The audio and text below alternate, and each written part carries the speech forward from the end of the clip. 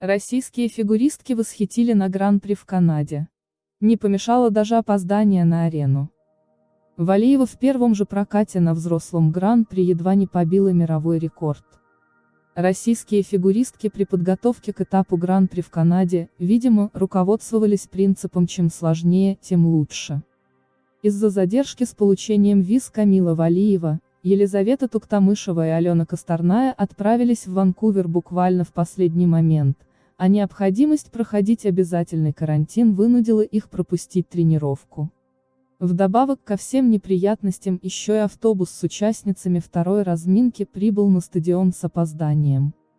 Но ни одно из этих обстоятельств не смогло помешать великолепной российской троице поразить канадскую публику, потрясающими прокатами и уверенно захватить промежуточный пьедестал. А Валиева действительно будто с другой планеты. Российские фигуристки опоздали на короткую программу на Гран-при в Канаде. Во время первой части короткой программы бросались в глаза увеличенные паузы между выступлениями участниц. Такое решение организаторы приняли из-за опоздания спортсменок из второй разминки, попавших в пробку по дороге на стадион. В итоге фаворитки этапа, включая 3 российских фигуристок, получили достаточно времени на разминку. Валиева поборола проблему тройного акселя. Первая из россиянок свою короткую программу канадской публике представила Камила Валиева. Дебютантка взрослой серии Гран-при заставила забыть и об отсутствии у нее опыта подобных турниров, и о проблемах с визами, и об опоздании на арену.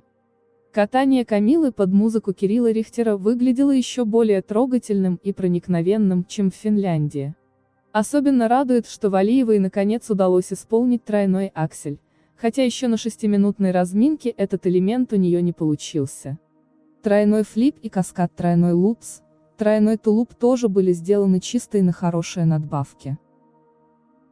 По окончании программы Камила заулыбалась и облегченно выдохнула, ей удалось побороть барьер тройного акселя и впервые в сезоне выдать идеальное выступление в короткой программе.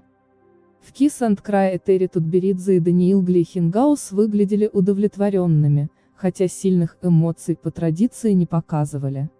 А радоваться было чему? На втором взрослом международном старте в карьере Валиева набрала 84,19 балла, второй результат в истории. Главная соперница Камилы еще с юниорских времен, американка Алиса Лью со своим дебютом на Гран-при тоже справилась на отлично. На фоне Камилы Алиса выглядела значительно медленнее и тяжелее, но тоже порадовала публику тройным акселем. Пусть и не таким чистым, как у Валиевой. Да и остальные прыжковые элементы выполнила без ошибок. Возможно, в другой ситуации Лью получила бы более серьезные баллы, но разница с Валиевой была слишком очевидна. В итоге Алиса проиграла Камиле более 10 баллов. Лучший прокат за 10 лет. Гончаренко, о короткой программе Валиевой. Прокат действующей чемпионки мира среди юниоров россиянки Камилы Валиевой на этапе Гран-при в Канаде стал лучшим исполнением коротких программ в фигурном катании за последние 10 лет, заявила заслуженный тренер России Инна Гончаренко. Утром в субботу Камила Валиева дебютировала в серии взрослого Гран-при. 15-летняя спортсменка захватила лидерство после короткой программы на втором этапе серии в Канаде, получив за свое выступление 84,19 балла. В прокате фигуристка исполнила тройной аксель. Валиева показала катание с таким вкусом, но очень качественное, до мельчайших нюансов, прямо нереальным кажется оно. Нереально качественный, нереально одухотворенный, нереально технически сложный прокат. Сочетание несочетаемого. Они еще добавили пластики, выразительности, высоты прыжка, которая и без того была немаленькой. Программа насыщена сложными движениями. Удержание рук в высочайшей точке, работа корпуса, выполнение высокого каскада с руками наверх с огромной амплитудой и выездом на большой скорости. Это был идеал, довести спортсмена, до которого мечтает каждый тренер, сказала Гончаренко. Специалист считает, что в конце сезона за подобный прокат фигуристка бы получила чуть ли не 90 баллов. «Не исключено», — ответила она. «Конечно, понимаю, что нет предела совершенству, можно усложнять программу еще, но на данный момент Валиева одарила нас божественным прокатом. В короткой программе это, наверное, лучшее из того, что мы видели за последние лет 10. Косторная возродилась и блеснула, как в лучшие времена. Действующая обладательница мирового рекорда в короткой программе Алена Косторная презентовала в Ванкувере новую короткую программу. Фигуристка вышла на лед в стильном черном платье, расшитом спереди блестящими стразами.